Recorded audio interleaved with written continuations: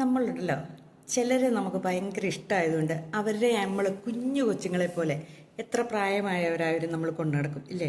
അവരെ ഭയങ്കരമായിട്ട് കെയർ ചെയ്യും. അവർക്ക് ഒരു കാര്യങ്ങൾ പോലും അവരെ കൊണ്ട് ചെയ്യിപ്പിക്കാതെ, അല്ലെങ്കിൽ അവരെ എന്താണോ ആഗ്രഹിക്കുന്നത് നമുക്ക് അവരുടെ മനസ്സ് വായിക്കാൻ പറ്റുന്ന രീതിയിൽ ചെയ്യാൻ സാധിക്കും ഇല്ലേ. പക്ഷേ അവർ തിരിച്ചിങ്ങോട്ട് നമ്മളോട് അങ്ങനെ ആയിരിക്കുമോ? അവർ തിരിച്ച് നമ്മളെ മൈൻഡ് ചെയ്യുന്ന പോലും കാണില്ല. അവർ നമ്മളെ അംഗീകരിക്കുന്നില്ലായിരിക്കും, നമ്മളെ സ്നേഹിക്കുന്നില്ലായിരിക്കും. അപ്പം നമ്മളൊരു കാര്യം ചെയ്യണം, കുറച്ച് നാളത്തേക്കെങ്കിലും നമ്മളൊന്ന് സൈലൻ്റായിട്ടിരിക്കുക.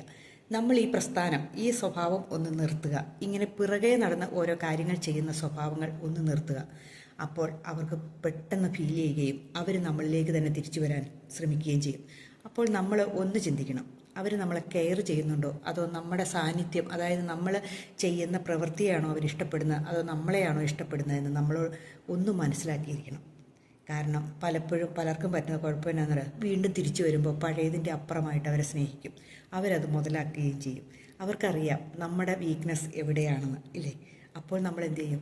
നമ്മൾ പരമാവധി പിന്നെയും ആ പഴയ പടിയിൽ അപ്പുറമായിട്ട് നമ്മൾ മാറുകയും അവർ നമ്മളെ ചൂഷണം ചെയ്തുകൊണ്ടിരിക്കുകയും ചെയ്യും. അപ്പോൾ അതൊന്ന് നിർത്തിയിട്ട് നമ്മളൊന്ന് സ്വയം ഒന്ന് ചിന്തിച്ച് നോക്കിയിട്ട് നമ്മൾ തീരുമാനങ്ങൾ എടുക്കുക. അപ്പോൾ നമ്മുടെ ജീവിതത്തിലുണ്ടല്ലോ ഒരർത്ഥമുണ്ടാവും, ഉറപ്പായ കാര്യമാണ്.